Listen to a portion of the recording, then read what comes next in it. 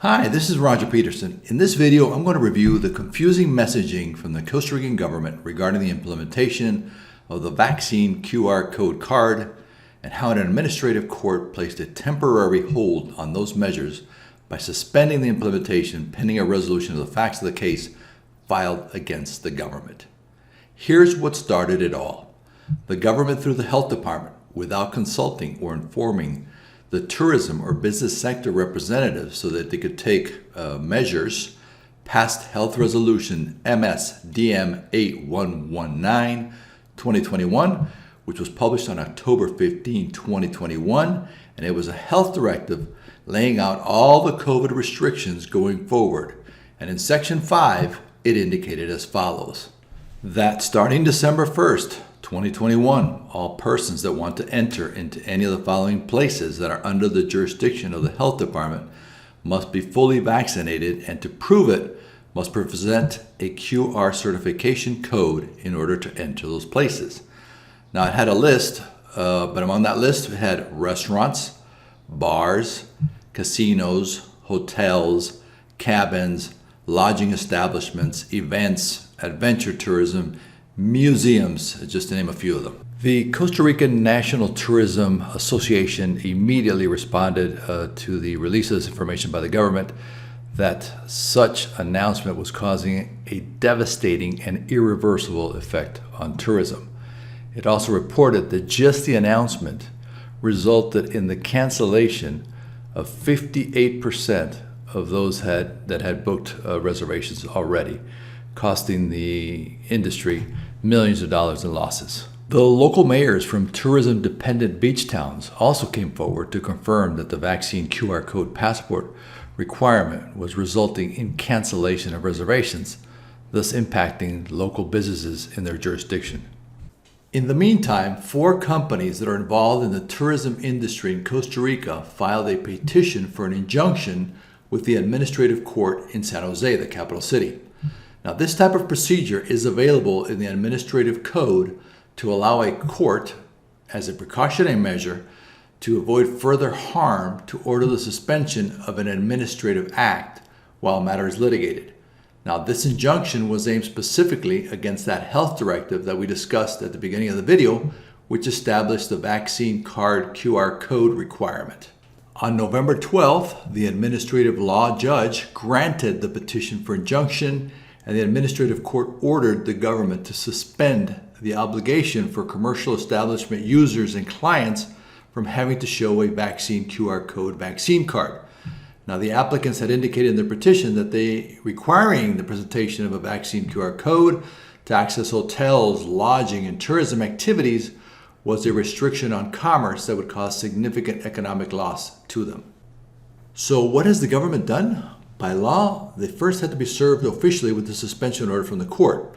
And once they received that official notice, they had 3 business days to respond. So on November 15th, here on their government website, this is the presidential office, they indicated that they confirmed that they had received the notification and that they had until November 18th to respond to it. I have not seen any official response filed in court by the government yet.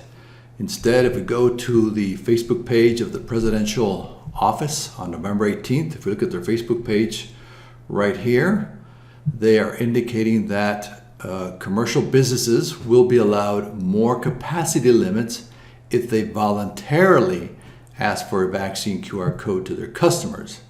If they don't want to ask for this QR code, then they must adhere to a limited capacity.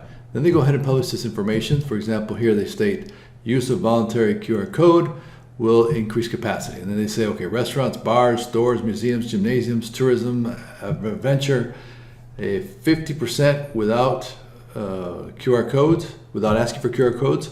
And then if you have a voluntary QR code policy, 100% capacity. And they do the same thing for other activities, academic, cultural, events, discotheques, nightclubs, movie theaters and theaters, hotels, cabins, lodging.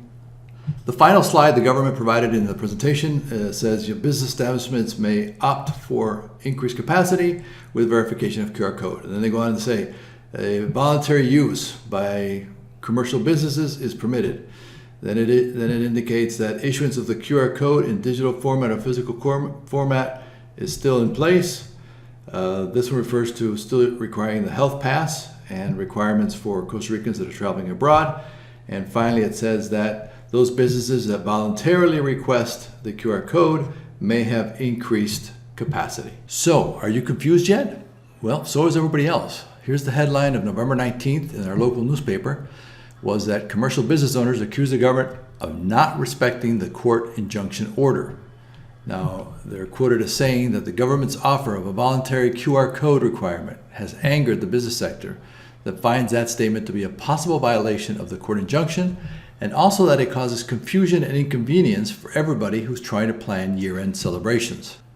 Another tourism industry representative was quoted as saying that the position of the presidency is a flagrant and imminent violation of the court order from the administrative court. So what is next?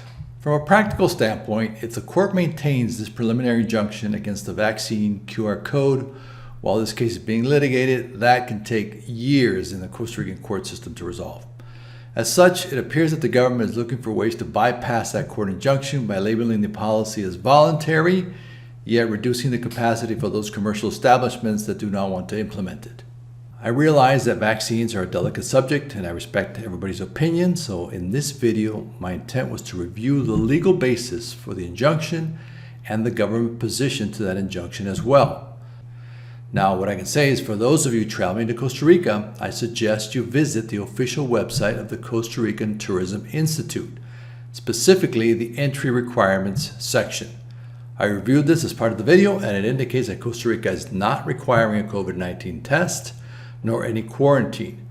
There is no vaccine entry requirement that I can see on the site.